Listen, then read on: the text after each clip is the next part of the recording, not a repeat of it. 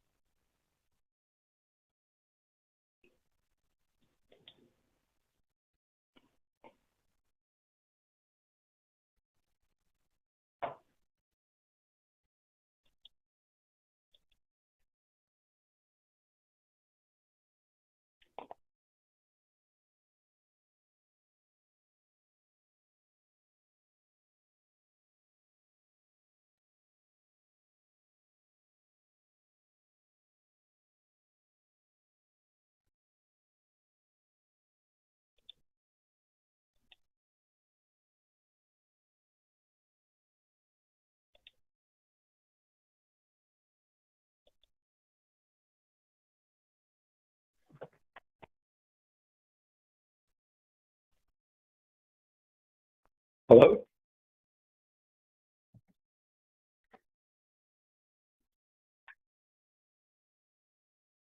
Hi, this is Joe Marinucci. I'm on the phone. Hi, this is Mike White. Hi.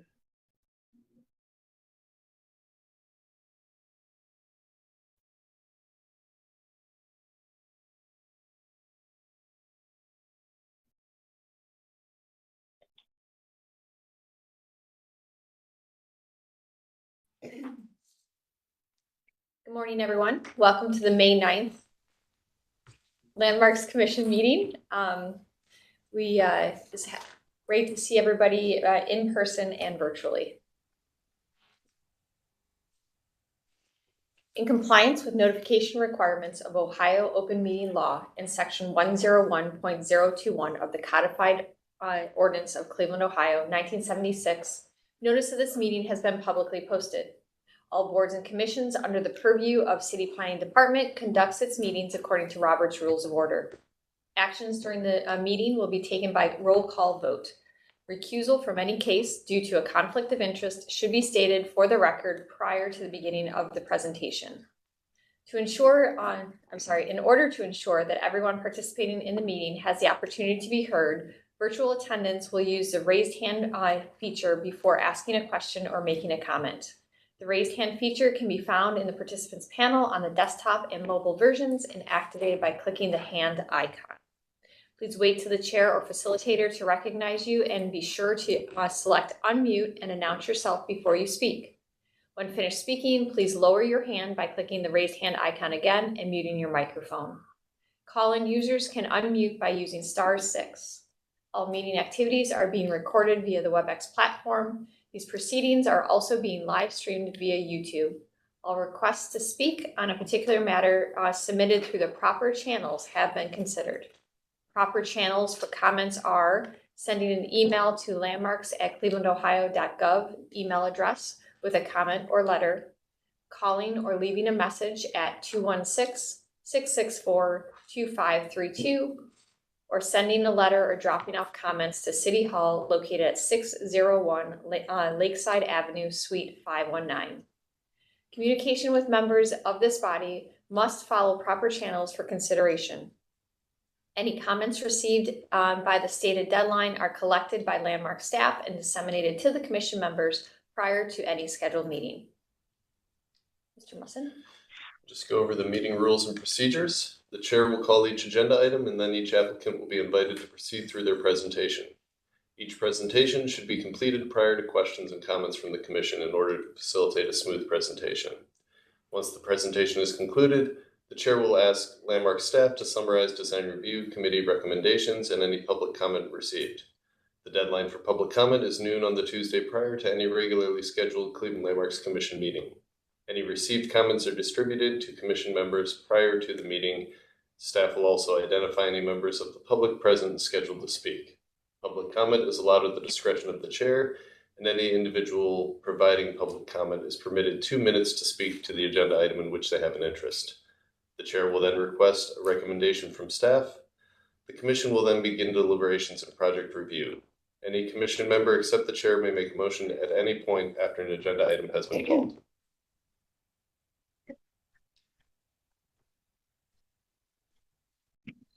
Then we will call the May 9th, 2024 Landmark Commission meeting to order. Mr. Musson, please call roll. Right, Ms. Anderson? Here. Mr. Dreyer? Mr. Dulick? Here. Councilmember Gray? Here. Director Wong? Here. Mr. Lozier? Here. Mr. Sandbury? Here. Mr. Strickland?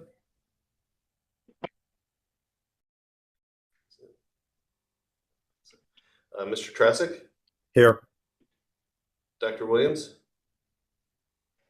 And Ms. Trout. Here. Right, Madam Chair, we have quorum. In addition, I'd like to note we have Kevin Roberts and Patricia McGinn-Aston from our law department, as well as Carl Brunges, Jessica Beam, and myself from Landmark staff. Excellent. We are going to switch our agenda slightly. Before we begin our certificates of appropriateness, we're going to allow a member that is here to present on the Little Italy Design Review guidelines or design guidelines to say a few words, and then we will move into our certificates of appropriateness. So I believe Mr. Marinucci is online. Thank you, Madam Chairman. My name is Joe Marinucci. I'm Executive Director of the Little Italy Redevelopment Corporation. We've worked very closely with Greg Soltis, who I believe is there with you, to present the design guidelines. I apologize. I'm on the east side at a meeting, so I was not able to join you in person. But I did want to note a couple things that I think that are important. One, we in the Little Italy community recognize that being a landmark district within the city of Cleveland really was an important designation. And we felt a couple of years ago in engaging Greg that we felt it was important to create some design guidelines that would help guide the residents, the businesses, and the stakeholders within the community as they made investment decisions on their properties or they contemplated investing in the neighborhood.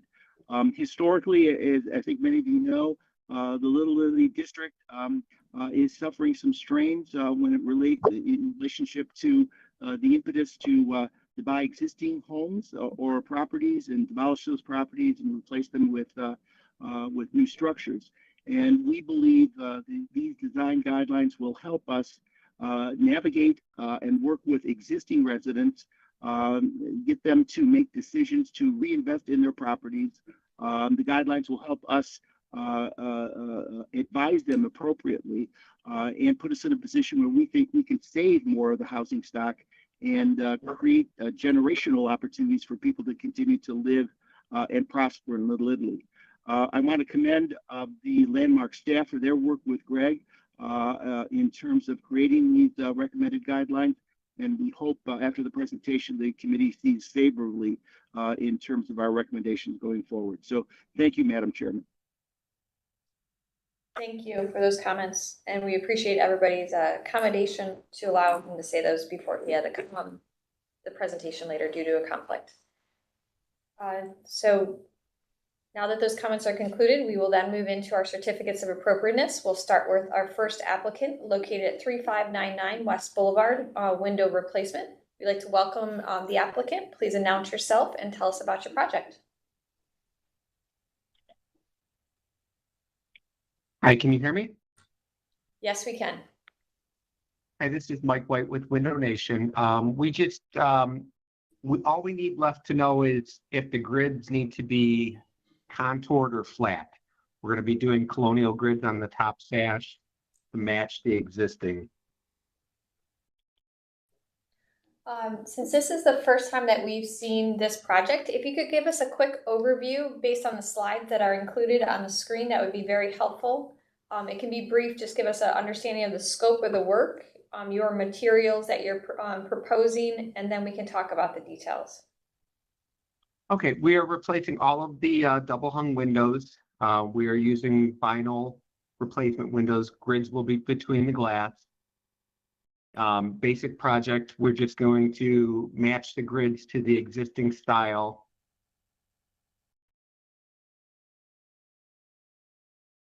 They have old wood windows.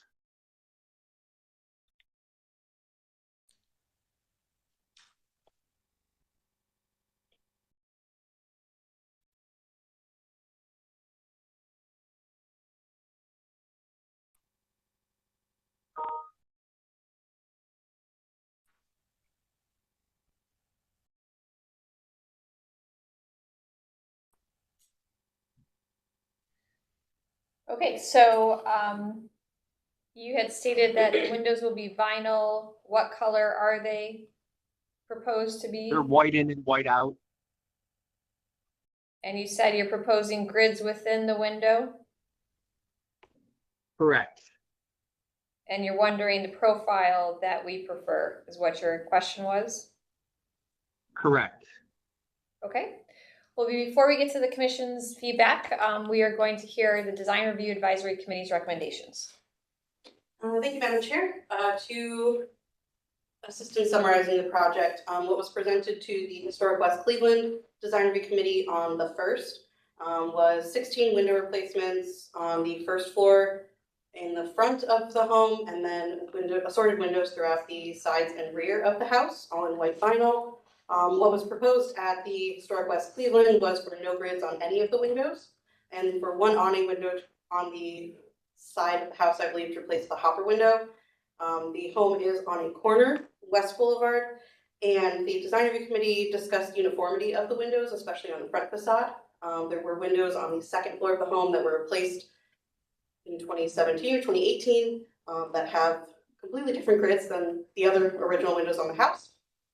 And so the committee recommended approval of the windows to be replaced as any double hung replaced with the double hung, with the exception of the awning hopper change, and for grids to match, for consistency's sake, either match the replacement grid windows or to match the original historic configuration windows on the front and sides, with half screens included. It did not appear that there were any grids on the rear of the home.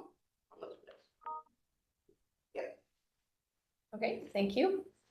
And then Landmark staff recommendations. Thank you, Madam Chair.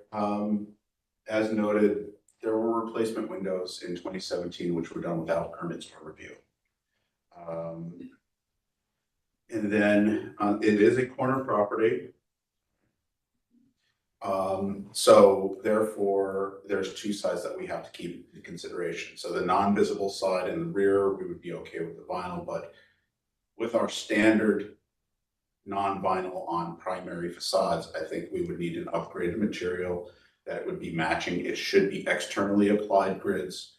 I understand that the porch on the one side is a later addition, but it is more than 50 years old, so it has attained historic status in its own right, so therefore it needs to be treated as such. So anything that's on a primary street facing facade should meet the higher standard, and vinyl could be allowed on the other side and rear. Thank you. Right, just So the windows were replaced by a previous owner. Yes. With that, so excellent. not this current owner. Thank you for that clarification. That's helpful. Right, now that we've concluded the recommendations, we will open up the floor to the commission for questions and comments. Who would like to start us off?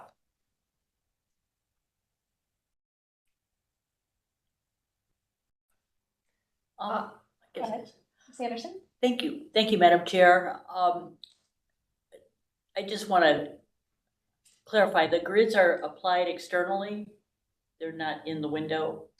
They're proposing within the window pane. Oh, Correct. within the window pane? But I don't know if it's been clarified what the replacement windows that were done previously are. It appears that those are between the glass Between as the well. glass also.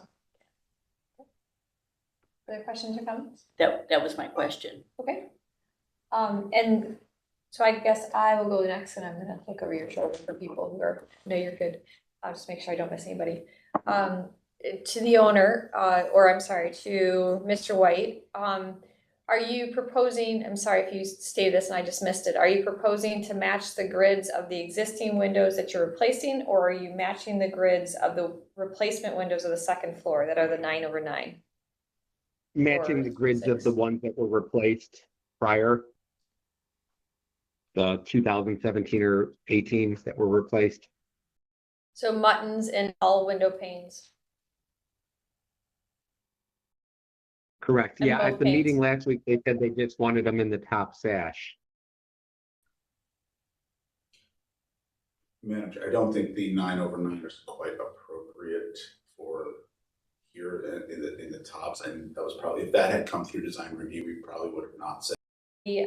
Our stance on window replacement is that it should be an upgraded material, either a aluminum clad wood or a composite material like a fiberglass for all primary elevations, and we'll make the exception to allow vinyl on, non-primary elevations like your side and rear.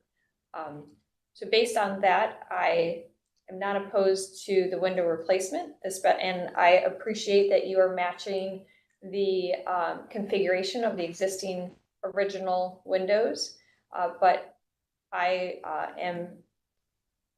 would require composite windows on the front and side elevation to support this proposal. Other questions and comments from the commission? Mr. Sandberg? Thank you, Madam Chair. Just so I understand this better, we're replacing wood windows with vinyl windows. The original or the existing vinyl windows from 2017 are going to stay. Yes. And the wood windows are only on the first floor. It appears that the windows on the second floor were replaced, and that was in that 2017, 2018 timeframe. And so what's being proposed are most of the remaining original windows on the house. Does that include the dormer, the attic windows? On the sides, yes. Which is not clear if those have grids in them. But the first floor does have what appears to be 6/1. I think I would support a 6/1 replacement, not going with the inappropriate 12/12 on the second floor. And then again, the fiberglass or composite material on the front facade. Did you say the side facade also? And the side, because it's a corner lot. Yes, I would agree with that. Okay, thank you, Mr. Sandberg. Other questions and comments from the commission?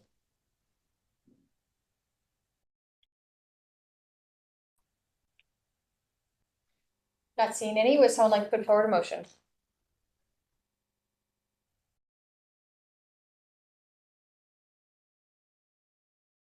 Make a motion to approve vinyl windows as presented on the rear and non-street facing side elevation with 6/1 aluminum or vinyl windows, white, in the glass is okay. And then we would require a composite or fiberglass material on the front and street side with 6/1 as well. And muttons? Location On location. on the exterior or Oh, within the glass? recommendation on the exterior. Okay, so we have a motion with conditions. Do we have a second?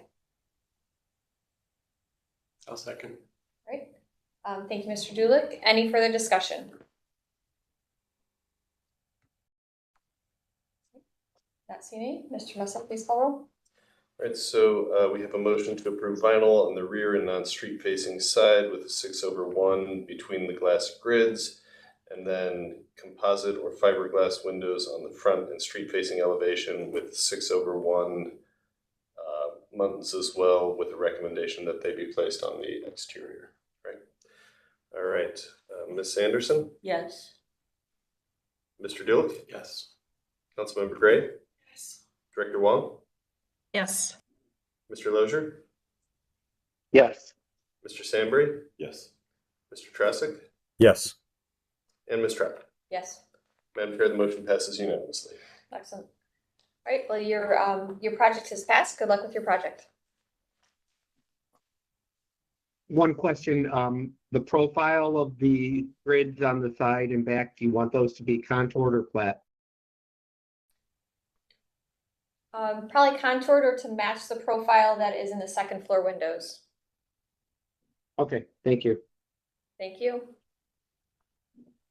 We'll then move on to our second applicant, the Edna House for Women located at 2007 West 65th Street, window replacement.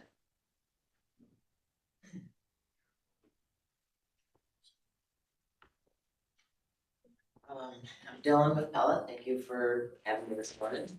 Here to present the Edna House on behalf of the director, Jen Lasky. My presentation hasn't changed much from the last meeting. On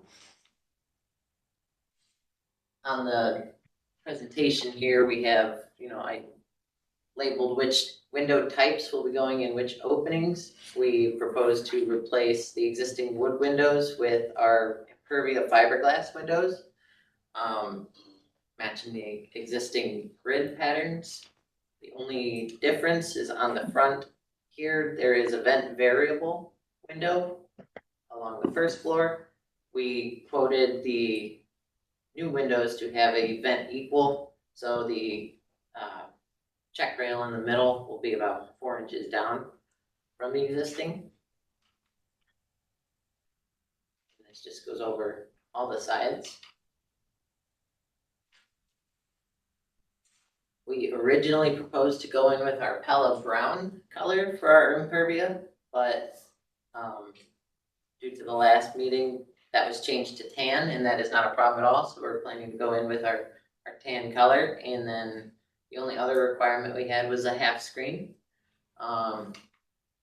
We did price out some considerations that were gone over the last time, but since this project is funded by a grant and we are currently at the top of that budget, all of the considerations kind of went over budget outside of what the director of the Edna House can afford.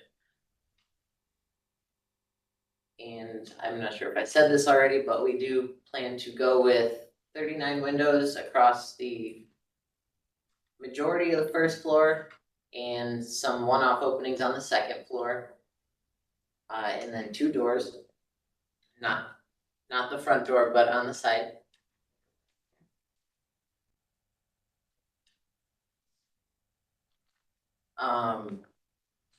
Over the long term, we do plan on replacing the entire building with the same type of window, but as this is a limited budget, this will just be phase 1 of the project. Next year, they can acquire another grant, which will let us do hopefully the rest of the building, if not becoming 2 phases, then 3. That's about all I have. All right, thank you for the presentation. We'll then move on to the Design Review Advisory Committee recommendations. Thank you, Madam Chair. This was reviewed by the Historic West Cleveland Design Review Advisory Committee on the 1st. They talked about the different added costs of the different materials for cottage sash windows on the first floor and limited budget. Compromise to remove the side lights and windows by the front door from the scope, or not to replace the 4 windows and wait until later funding would be an option. The yellow color in the contrast, as mentioned, to be more of a tan or an almond color to be consistent with the current schemes, and the doors to be replaced for security on the side and recessed, and our options to retain if possible or add security storm doors, stuff like that was discussed. But eventually the motion recommendation was to approve with the conditions for a tan or an almond colored window and wrap with half screens, and consider to maintain the cottage style sash on the first floor, front 4 windows. to retain 2 small windows on either side of the front door and a consideration for half or quarter light on the doors. Thank you. And has those additional recommendations, just to clarify, of the half screens and the half light, quarter light within the side doors, those are not being moved forward with? You are staying with a solid door? Yes, putting glass in the door raised the price, roughly $960 per door, which put the grand over there. And then the half screens, are you moving forward with that or not? Yes. The half screens you are. Did I miss anything? No, that was it. Okay. Okay, thank you. Then we'll move on to landmark staff recommendations.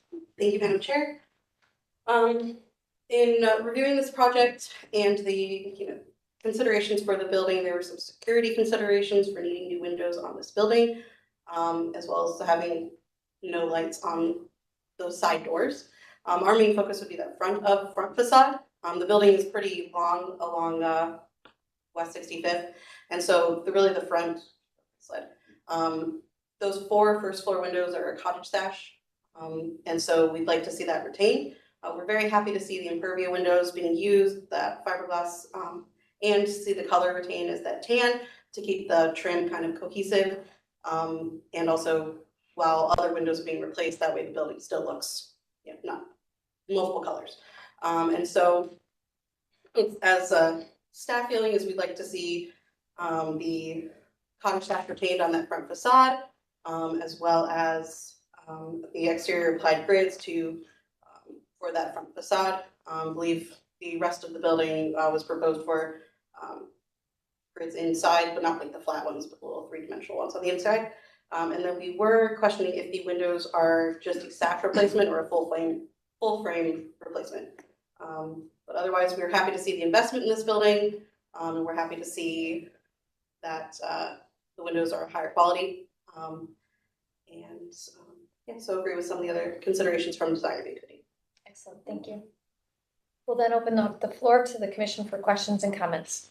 Who would like to start us off? Thank you, Mr. Madam Stanberry? Chair. I actually had you guys in our office a week ago or 2 weeks ago, and they were presenting the fiberglass windows. And I believe they mentioned something about the colors. Fiberglass works better as a darker color. Is that correct? Working better as a color is more of a opinion, I guess. The difference is mostly in the sheen versus our aluminum clad, because the fiberglass will have a slight texture to it just because it's a different material. I believe the owner wanted to go with brown because the school right next door is our Impervia fiberglass windows in the brown color. So they were looking to match the school rather than the existing building. And is that a campus? Or is that just a two? I'm not really sure what kind of school it is. Edna West owns both the school and this building. The renovations that were done to the school did not go through the Land Commission. Okay. Due to not being routed properly in our system. But yeah, they're both owned by the Edna House for women. And it's a kind of classic, Catholic church campus. You have the church, you have the old rectory, you have the old convent, you have the old school. Like they're all kind of right there together. And it seems like the color wasn't a big hang up by ownership. Okay. It was just trying to get clarification on that. Yeah. Thank you. Thank you, Ms. Stanberry. Other questions and comments from the commission?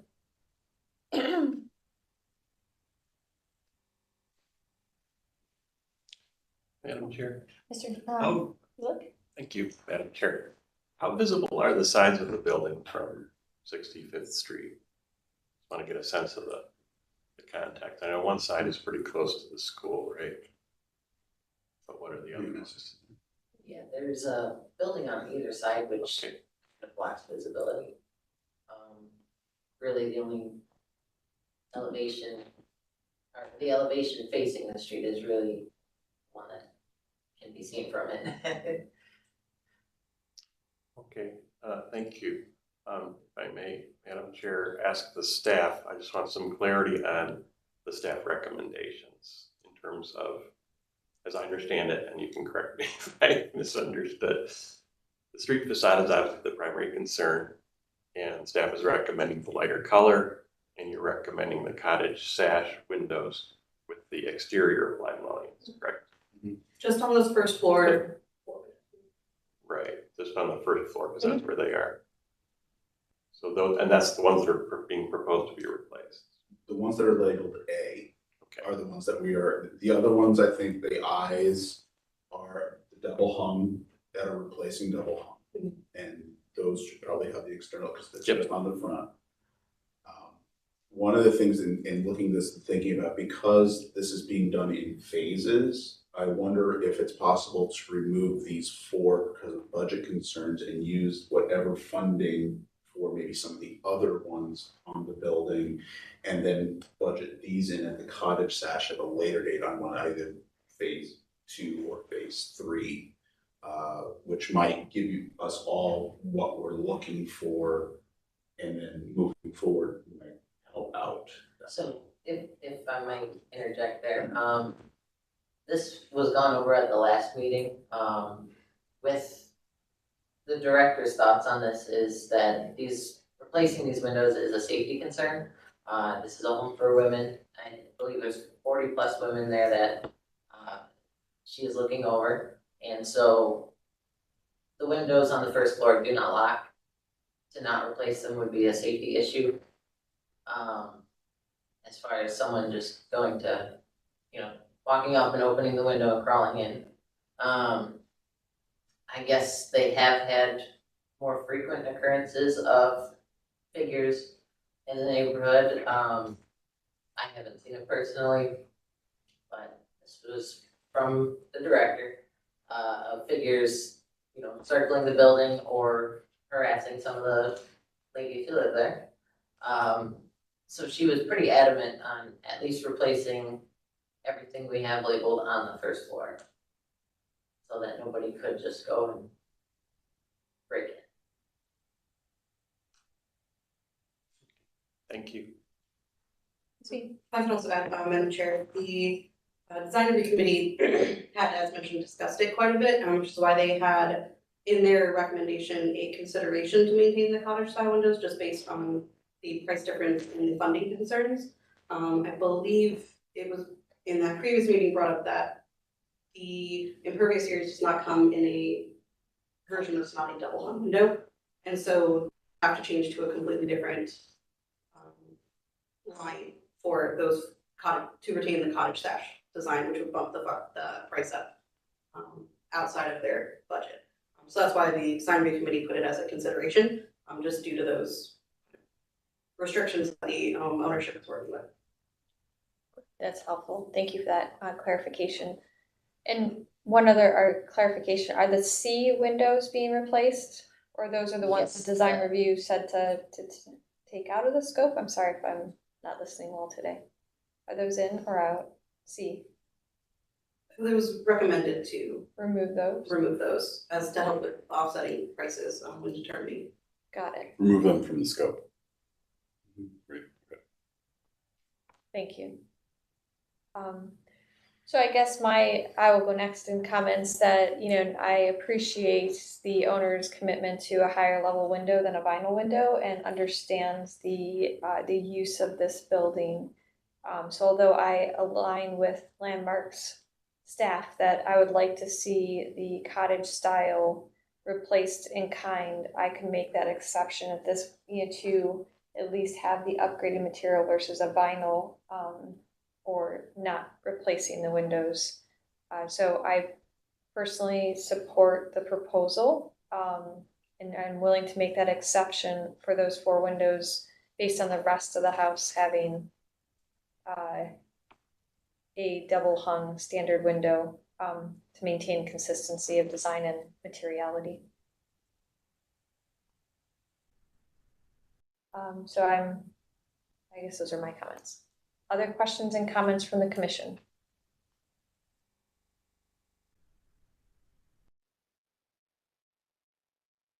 Madam Not Chair, Yes.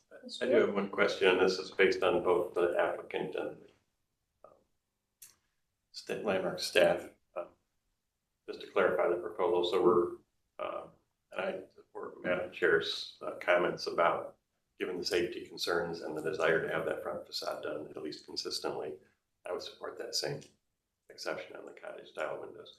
Just want to clarify that those will be the double hungs with the exterior applied mullions in the fiberglass, correct?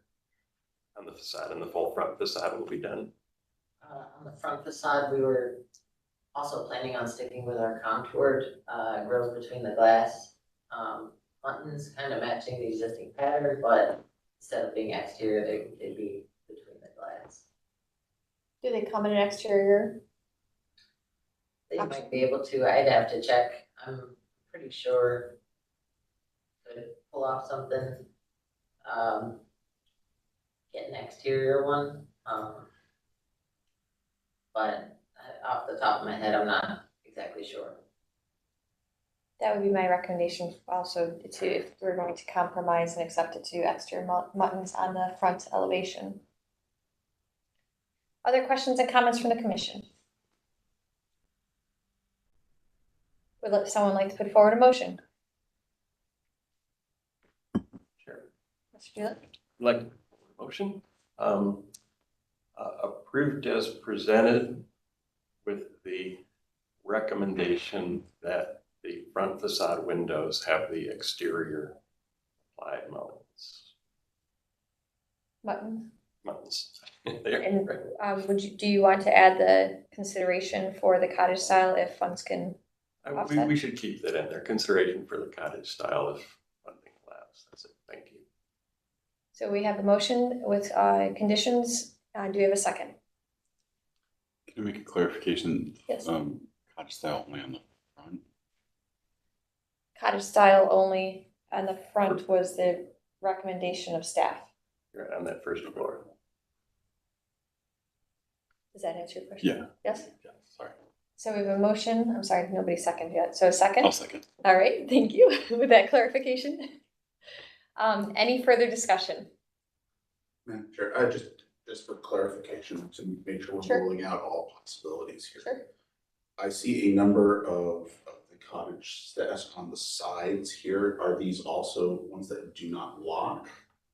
Do these ones lock? And is there a possibility that as a temporary measure, moving these from the side to the front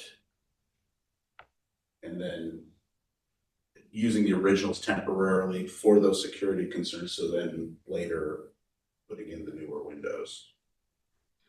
So I believe the security concern from the director was just the whole perimeter of the first floor rather than just the front of the building. Only because in the past, they've had people circle the building. So I don't wanna speak too much for her because she's not here. Right. But not certain she would go for not replacing any of the first floor elevation that we haven't labeled. Oh, no, I'm talking like when you go to replace this on the side. Oh. Okay, you take those old windows out, and if they do have lock or way to be secure, that's why I'm asking, do these lock? Okay. So then if those get moved into the front temporarily to replace the ones that do not lock, then you can come back later and replace them with the cottage sash on the front. We would have to verify which ones do and don't lock on the first floor. Based off the information I was given, the majority do not, so I'm uncertain. Because if we have 4 on the side here, so we would have to be certain that those 4 labeled A on the side or on this side too. Yep, there's a number of them there, that's why I asked. Yeah, we would have to be certain at least 4 of those A's would be able to lock, but as of right now, I don't have that information. Well, you see, our staff is trying to be creative to achieve what the owner's goal, but also retain the historic character of the building. So we ask you to work with staff, as you work through this with the owner. So any further discussion related to this? I have one more thing I'd like to discuss. Sometimes on the old wooden windows, they don't really lock, but you could put like a stop on them, a few inches up, so that you can only raise the window, maybe 4 inches or something. I mean, that might be a consideration to, be able to keep the window until the budget allows for the cottage style window to be installed in those four front windows. Sure, I have those in my house. I do where- too. Yeah, so they can only be internally into the wood, and it only goes up about that far and nobody's getting in. So that could also be a low cost consideration for that as well. That's a great recommendation also. So there are some options. You can see the goal of the commission is to try to retain the historic character, but achieve the owner's goals of providing a safe a facility. So we'd ask you, once you work through this with the owner, to come back to staff and just finalize what the final solution will be related to Mutton's cottage style, retainage, moving of windows, and so forth.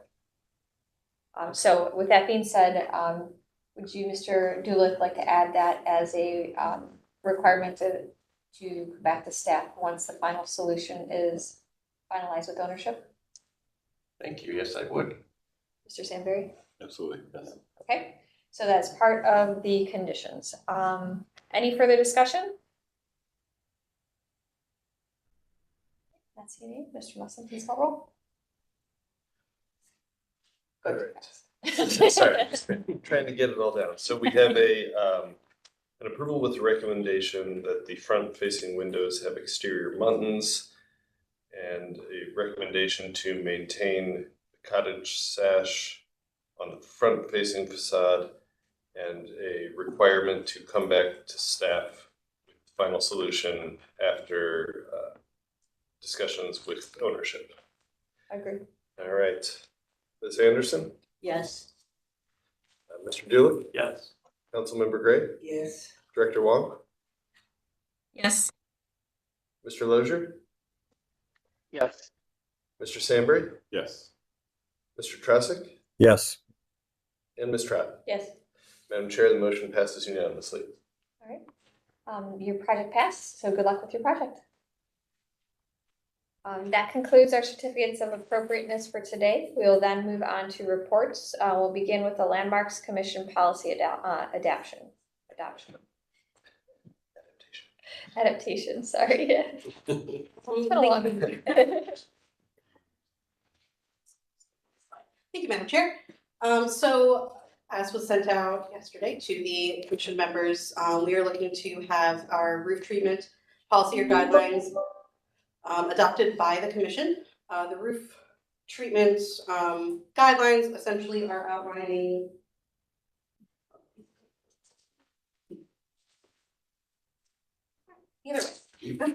outlining the specific features and types of roofs that we see in Cleveland in our historic districts and beyond, as well as the materials that we see and the specific treatments that we think are appropriate for each of those different roofing materials. Common ones are asphalt shingle, slate roofs, clay or concrete tile, wood shake or shingle, metal and flat are the general ones that we see.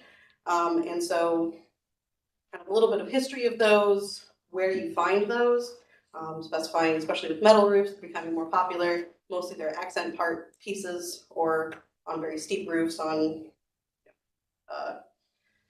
churches or other buildings like that.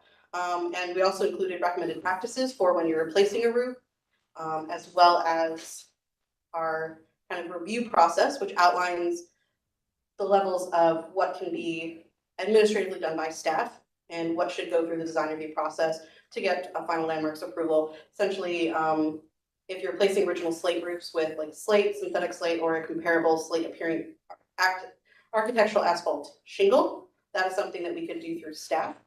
Replacing original tile or wood shake or shingle roofs with asphalt shingles or alternate materials would require that review through the landmarks process. Replacing any existing residential roof with a new metal roof would require landmarks process. Is that not currently a recommended practice in Cleveland in our historic districts? And so outlining that is really going to be helpful for us, for our applicants, for homeowners, and able to kind of give, especially when roofing contractors come in, give them a little bit of information about why it's either something we can easily help them with or something that's going to take a little bit more time. We have little handouts that we've created and that we're going to be creating for each of these policies that we can just hand out. Right now we have shorter handout that's pretty much just basic what we need when a roofing contractor comes in. But if we have one that kind of explains it a little bit more with these adopted policies, that's kind of what we'd be looking for clarification across the board. Excellent, thank you. With that, I'll open up the floor to the commission for questions and comments. I'll start us off. I think this is excellent because I know there's a lot of confusion and has been of what is acceptable and not in historic districts. And I think if people could get their hands on this before they start their projects and or getting quotes or getting their heart set on something, then I think that will help everyone in this process. So thank you for putting this together. So I support this. Other questions and comments? Yes, Madam Chair, I have one comment. Yes. Yes, I have a lot of residents that live in the historical district of Cleveland Shaker. And I have a lot of calls coming in stating that they want to refine their roofs or their homes in a different type of material, but they don't understand what type. And when they do, you know, they get fined or they get inspected and they have to replace what they've done, and it's costly. So we can get this information out to everyone that lives in the historical district so they can understand what now can be used for roofing or even for siding, because I'm learning the process too, and you know, and also the language. So if we can get some material created, whereas they can understand how we moving forward in the Landmark Commission of Change, that would be very helpful. And also it would be helpful for me with the language. So when they do call, I can have a good, better way of explaining you know, of the different type of materials, you know, they can be used on the homes. Agree. All right, thank you. Other questions and comments? Mr. Wilson? Oh, Ms. Anderson? Quick comment in relation to that. I was wondering if some of this information could be put into like local CDC newsletters, or, you know, it's brought up at the block clubs, especially block clubs which are contain historic districts. Yes, You know, something that can be passed out, or, you know, so it just starts getting around. certainly, yeah, This yes. is Agree. important. Good point. Madam Chair, yeah, to that point that, you know, that little one pager Jessica has, when we have all these policies adopted, we want to have a series of those essentially that we can push out to the CDCs, but and we can push this out before we have all the policies adopted, but we want to make the CDCs aware, encourage them to make the residents in their areas aware. You know, ultimately it'd be nice to be able to do a mailing whenever someone moves into a historic district, you know, welcome to the historic district, maybe not include all that, but a link to those on our website. So once the new website is up, we also hope to have those up and available, you know, for anyone looking for information. It should be right there. Hopefully it'll clear up a lot of questions. So I think that's a great proposal. It would help people a lot as they start projects versus in flight. Yes. Other questions or comments? Would someone like to put forward a motion? Well, I move that we approve this initiative, getting this information. Adoption of the new Landmarks Commission policy on roofing? Yes. All right, so we have a motion. Do we have a second? We'll let Councilman Gray be the second. All right, any further discussion? Not seeing any. Mr. Musson, please call roll. All right, we've got a motion to adopt the policy. Ms. Anderson? Yes. Mr. Gillett? Yes. Councilmember Gray? Yes. Director Wong, Yes. Mr. Lozier, Yes. Mr. Sandberry, Yes. Mr. Trasick, Yes. and Ms. Trapp. Yes. Madam Chair, the motion passes unanimously. Excellent. We'll then move on to our next report, the Little Italy Design Guidelines. Good morning, Madam Chair and members of the committee. Thank you very much. I'm really excited to present the Little Italy Design Guidelines. We've worked on them for a couple of years now. They've taken some twists and turns, but I'm very appreciative to Dan and Carl and Jessica for assisting me with them and kind of pointing us in a really good direction. I think what you'll see this morning, you'll agree is a really nice set of design guidelines that I think are going to address the issues that Mr. Marinucci brought up this morning. And just to kind of go over that again, Little Italy was designated as a historic district in the 1980s. A lot of that, I think, had to do not just with the people of the community, taking pride in the place that they grew up, but after the 1960s, seeing so many people leave the neighborhood, especially families, that was something that was identified as a problem. And, creating a historic district was not only about preserving the physical character of the place, but preserving the neighborhood itself. And so these design guidelines are meant to address that original issue and encourage development in the neighborhood, but encourage appropriate development. In recent years, Little Italy has actually become a popular neighborhood for people to move into and for developers to build in. And there's been a lot of development pressure in the neighborhood.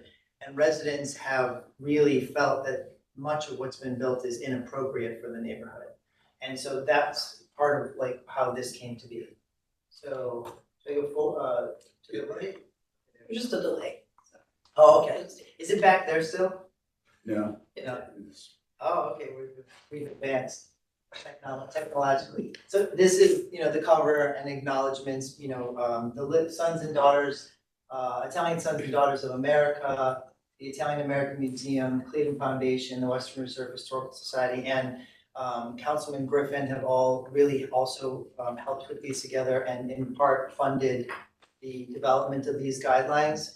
The guidelines have a number of different chapters that, we graphically put up here, but we start with an analysis of existing plans, then talk about preservation and talk about what are we preserving, and then go into a more physical sort of step-by-step process of how you would put something new into the neighborhood. These are the plans that were done prior, and we read through these and summarized it, and really what we came out with is that we need more housing diversity in the neighborhood. A big issue is that there are not a lot of families in the neighborhood anymore, and that decline started in the 1960s. And then also commercial viability, making the neighborhood is attractive for people to come visit, but some businesses still struggle in the neighborhood.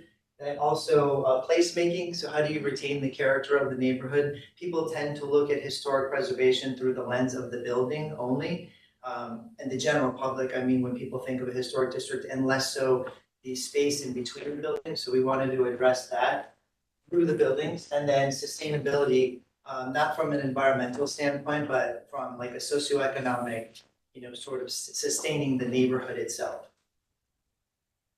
So preservation is where we started, and obviously understanding what's there before you decide to remove it is a really important point, which is why we have this quote by Chesterton on there about if you can explain to me what this thing is and why it's important, then maybe I'll let you remove it. So we thought that was an appropriate way to view things. So we started looking at the neighborhood from two perspectives, really. We identified a period of significance, which is part of a historic district.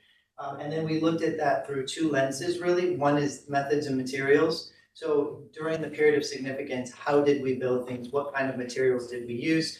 And then the people and the culture of the place. Who were the people who built this neighborhood, who lived in this neighborhood? And throughout time, even if they didn't build something, added, all the little tiny layered elements that make the neighborhood what it is.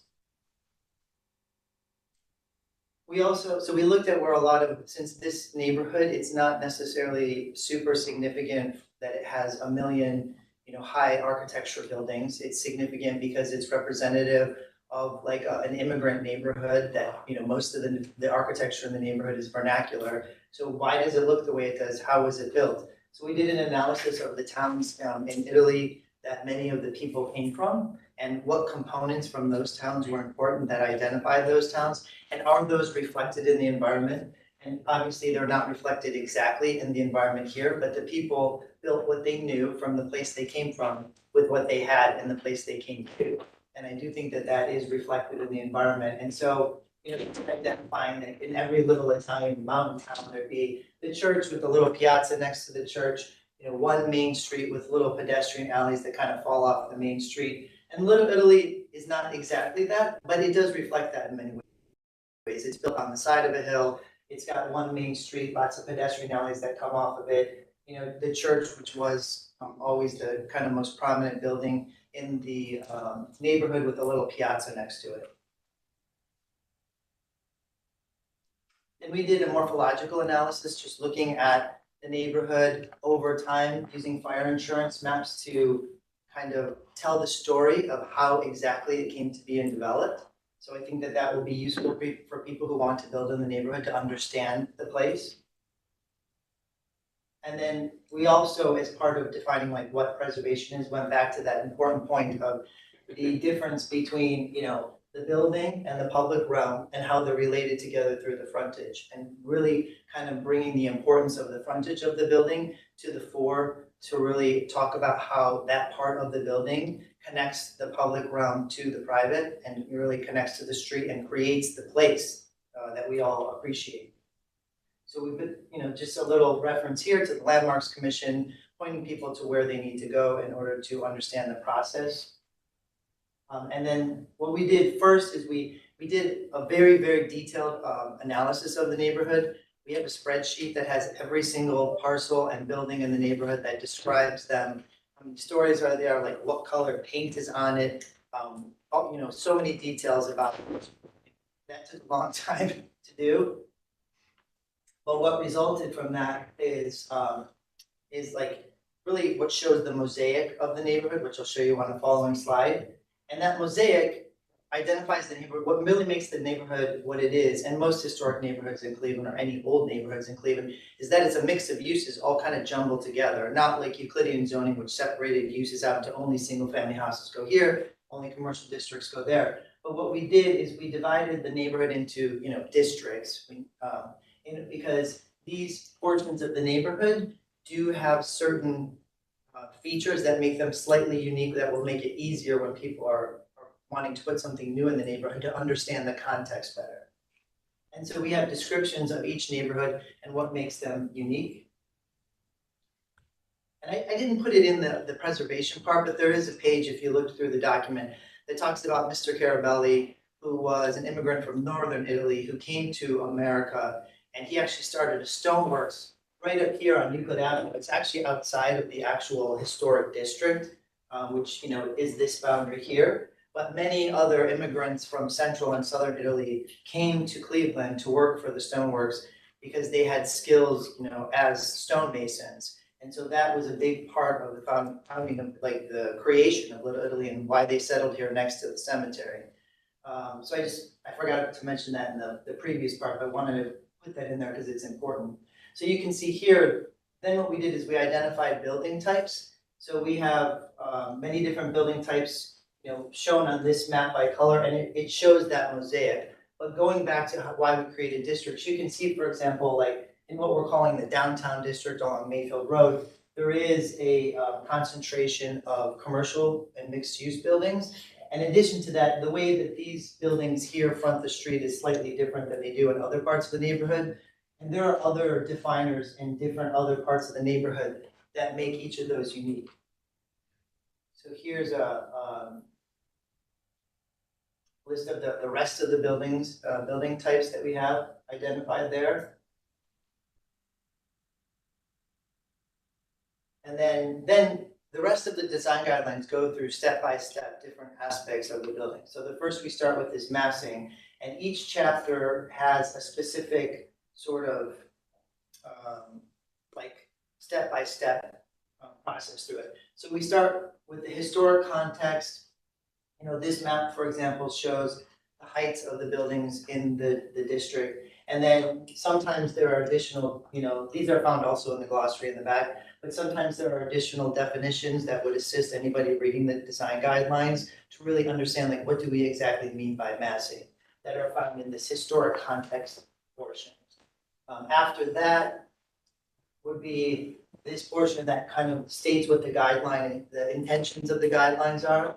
And it does it, with different aspects of what the building would be, what height, form, ratio. So you can see that as the second part for each section or each chapter.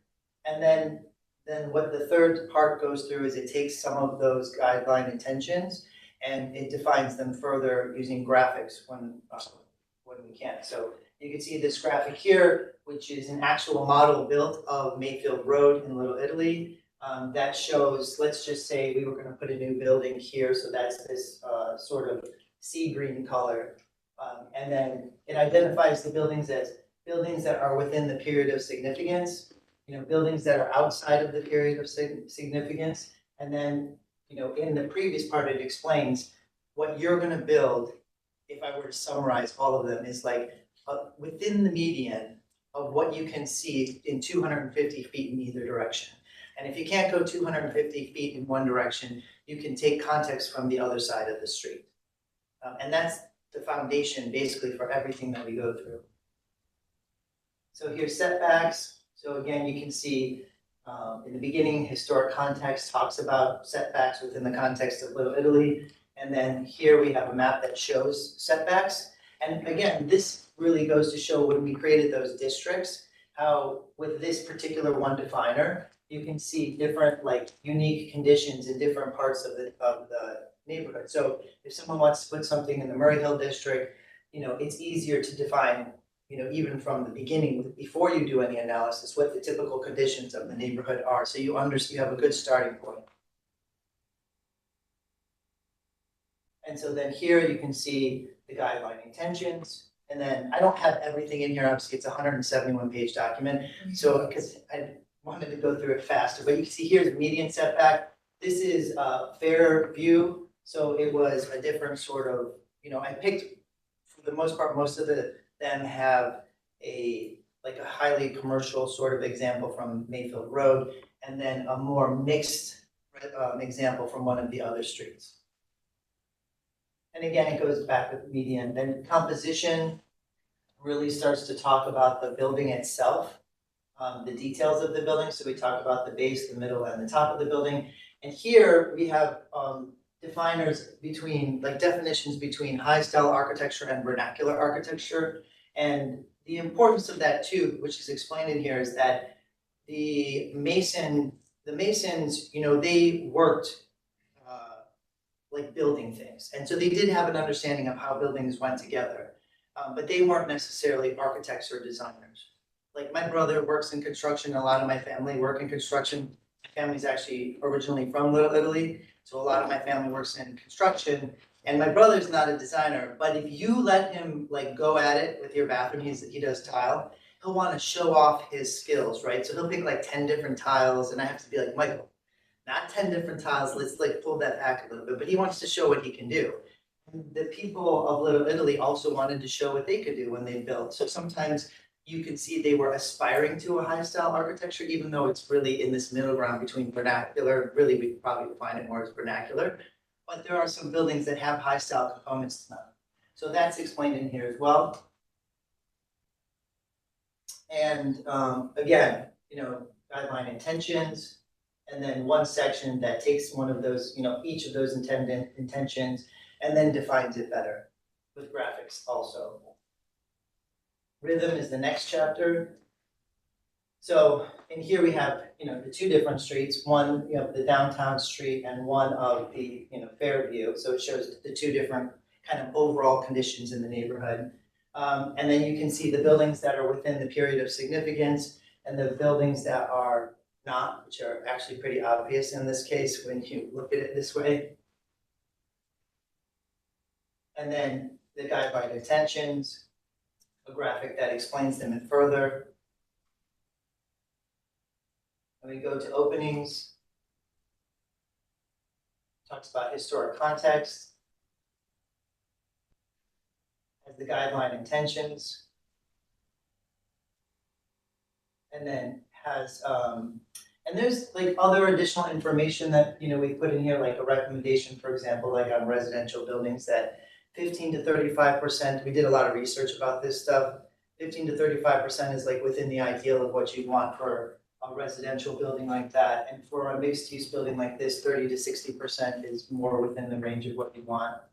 And these graphics, you know, express that. And then another, you know, graphic that kind of expresses, in this case, the guideline intention for arrangements of windows to kind of have, you know, be aligned with each other and be in a column. And then roof, historic context, guideline intentions, more detail. And then the next section are materials. This section was important just because brick is such an important material in Little Italy, and they were masons. And, you know, in the earlier part of the guidelines, when we talked about the history of the neighborhood and why it looks the way it does, when we talked about kind of methods and materials and the people and their culture within methods and materials, you know, it was built before the automobile and before World War II, as you all already know. I'm not telling you probably anything you don't know. You know, people tended to use locally sourced materials. Ohio is a great place for brick. We make a lot of brick here. And so brick was a really important part of the neighborhood. And I don't have it on the slides, but it is in the guidelines that you were sent. There's also a discussion about different brick patterns, because, you know, that was one way they showed off their ability by doing all different kinds of patterns within the building using the brick. So this talks about, you know, materials in greater detail, and then the last section are about frontages. So it identifies, you know, the importance of frontages, and really again goes to define the building and the public realm and why the frontage is that glue that holds them together, and that's a really important component of any building that you put into the neighborhood. And then it identifies what the frontages are. And then we have a glossary section that has, you know, architectural terms in here that clarify anything that people might have confusion about. Again, some of these appear early, you know, sometimes appear with the information that they refer to in the document. And then we have an appendix where we did a lot of work. We kind of approached this at first with a form-based code sort of direction, and we did a lot of work in that regard. And then we kind of pivoted and did more of the design guideline direction that you see here, but we wanted to still kind of include some of what we did. And so we had created urban standards. There was a lot of community engagement that we did with this project. We did focus groups with all different kinds of like business people who own dogs, because in COVID everyone got dogs, all kinds of focus groups. We also did Jane's walks in the neighborhood, where we would take residents and walk through the neighborhood and talk to them about the neighborhood, what they felt like made the neighborhood historic, what they liked, didn't like, what they wanted to see. I mean, we did sessions through the block club, educating people about, you know, the historic district. Carl and Dan came and spoke to the block club. So we did a lot of community engagement, and part of that also was what kinds of uses do you think are appropriate for different parts of the neighborhood, and what definers like height are important. And so all of that is included here. It's an appendix at the back. It's not part of the rest of the guidelines, but we wanted to include it. And I'd say that, yeah, that's it. So if you have any questions, or, you know, I'd be happy to answer. That's it? That's it, yeah, that's it. Thank you for the presentation. My pleasure. We'll open up the floor of the commission for questions and comments. I mean, I think this is a tremendous amount of work and is going to be very helpful to many people based on seeing the confusion of what is and is not acceptable and having to navigate those discussions. I think this is going to be a very useful guide, and hopefully it's a standard that can be used in other areas too. So thank you for all the great work. And from the quick presentation and quick review, it looks like it's going to be a great document. Thank you. Other questions and comments? I just want to say something. I just think the presentation was beautiful. coloring. Thank you. Yes. I love your jacket. To get that color. Yeah. The presentation of each setting was a different color. Each area was a different, color of, of the district that you showed, and you broke it down perfectly. Thank you. Commend you on that. Thank you. You're welcome. Thank you, Councilman Gray. Ms. Anderson? Thank you, Madam Chair. Thank you so much for this wonderful presentation and all your hard work. This is really nicely organized. I think it'll be very user-friendly to whoever is trying to renovate or build new in this area. And I hope to see this in other historic districts. Hopefully other people will take on this kind of a project, because this is going to be this is a tremendous endeavor, and I think it'll be very useful. The one thing I really like is all the history, because I think often people who buy and build in historic districts don't understand the importance of maintaining the historic district and what has come before it and why we have the restrictions that we do. And I think we get a lot of pushback and resentment, and hopefully with this level of understanding, people will be able to, conform to the guidelines, respect the guidelines, and, understand why they can't just come in and make something that looks like what they saw on HGTV. Chip and Joanna are really popular right now. Thank you, Ms. Anderson. Mr. Musson? Yeah, just wanted to remind the commission of Mr. Marinucci, the executive director of Little Italy Redevelopment Corporation, his support that you guys heard at the beginning of the meeting. And then also just wanted to thank Greg for all the hard work he's got and for consulting with Landmark staff on this. I don't know how many meetings we had, but it was a lot of, getting feedback, then he'd go work on stuff and, a lot of back and forth. So we truly appreciate it. I think it turned out beautifully, and I would love to use this as a model for some of the other districts and neighborhoods, because I think it's turned into a great document. Thank you. And I really, really appreciate your help a lot. I'm very grateful, and I learned a lot in the process too, which was wonderful. Secret sauce. Director Wong? Yes. Hi, Greg.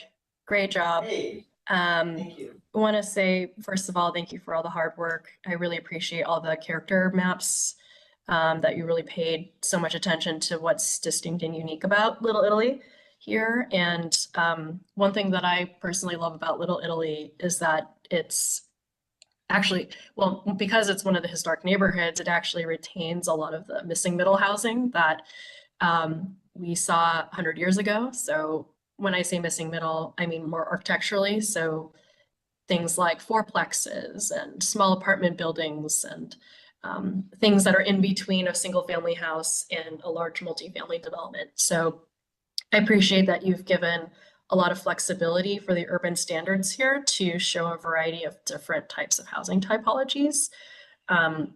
Mostly because Little Italy is a place that has a lot of housing pressure. There is a lot of demand for housing, and by having a mix of different typologies available, as long as it fits the form, I think that will help relieve a lot of the pressure that oftentimes Little Italy faces.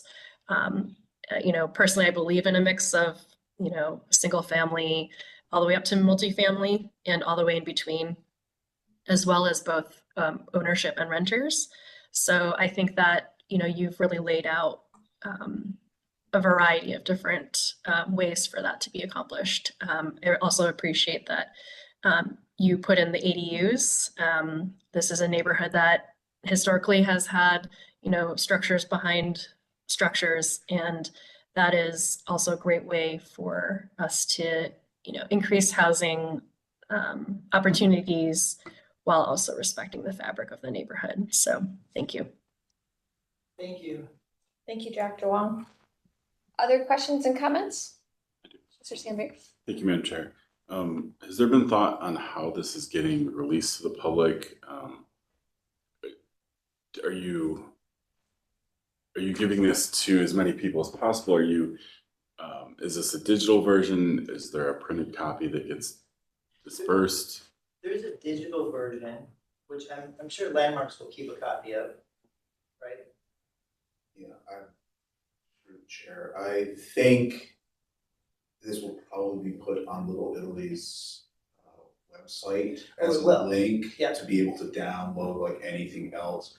I think this is geared a lot towards their public, the residents of Little Italy, as an educational guide, because the language of it is very educational. So it's people who don't do what we do can understand it. And I think it's going to be up to the development corporation to first do it, and then we will have available copies on ours. So if a development does come through, say, here you go. And then, because this is more geared towards, I would say, new construction, even though there are elements of historic, but then that's why we're also creating our design guidelines to supplement that stuff. So if once we do go into other neighborhoods and get the design guidelines, oh, by the way, here's all this other, so this all works together, but we can work with Little Italy to the redevelopment corporation about how that's gonna go. And we, as part of this process, we restarted a block club. I believe they had one years ago, so we restarted it and engaged the public a lot. And like we have between like 30 and 60 people that come to every block club meeting now, which is great. And we have a lot of people in the neighborhood who have been really, going out and engaging people. Like we started Scopa night, Italian movie night, like to really get the people connected again.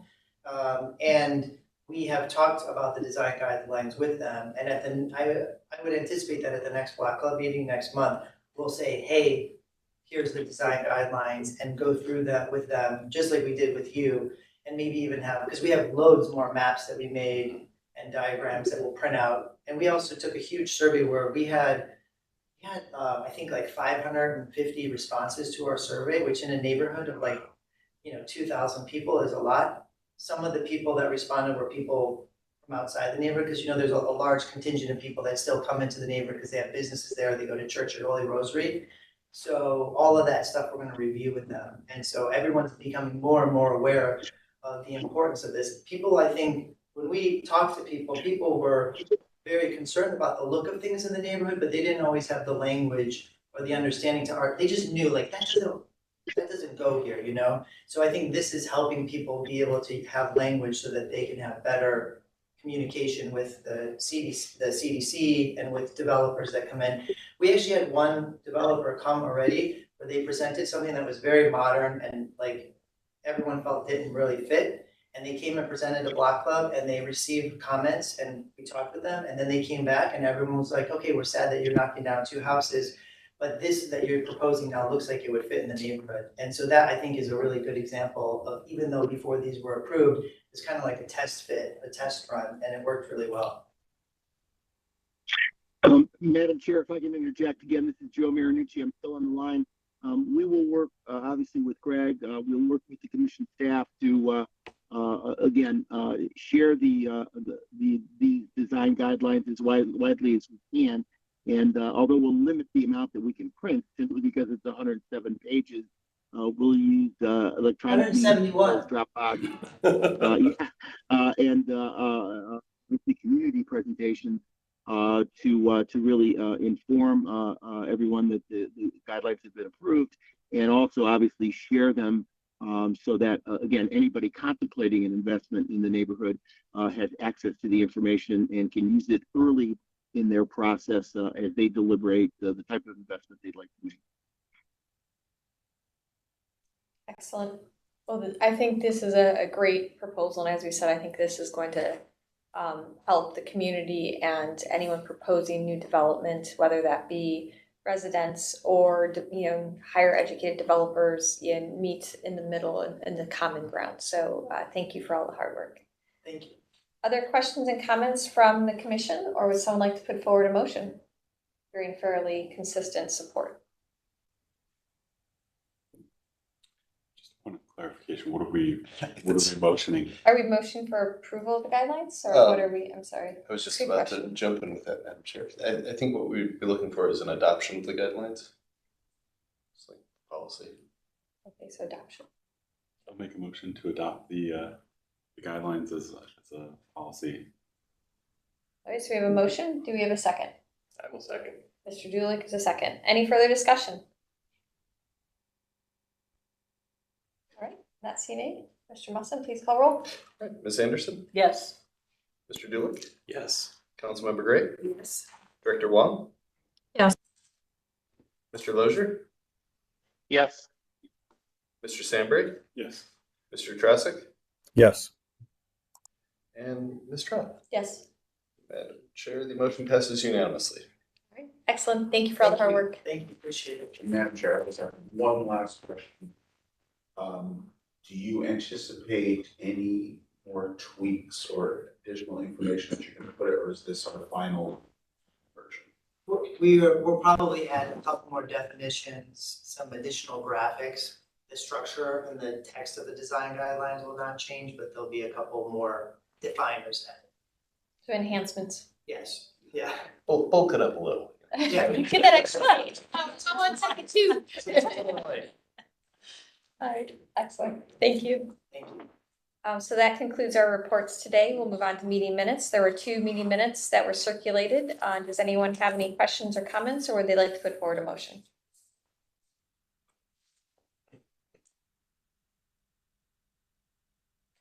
Not seeing or hearing any questions or comments, would someone like to please put forward a motion? I will put forward a motion to approve the meeting minutes from both April 11, 2024 and April 25th, 2024. Thank you, Mr. Lozier. So we have a motion. Do we have a second? I will second that. Thank you, Mr. Trosick. We have a motion. We have a second. Any further discussion? Not seeing any. Mr. Musson, please call roll. All right, Ms. Anderson, Yes. Mr. Dulick, Yes. Councilmember Gray, Yes. Director Wong, Yes. Mr. Lozier, Yes. Mr. Sandbrake, Yes. Mr. Trasick, Yes. and Ms. Trot. Yes. Madam Chair, the motion passes unanimously. Then we'll move on to administrative reports.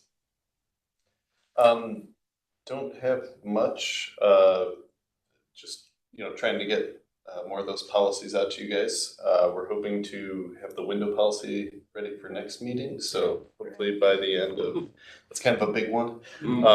So hopefully by the end of next week, unless, we find some other big topic that we end up debating, the way it has happened the last few weeks, so. Speaking of which, we are going to have a site visit scheduled hopefully for next week for a new vinyl window mock-up. This is a new style, more substantial type that we saw a few weeks ago. It's at the American Gas Association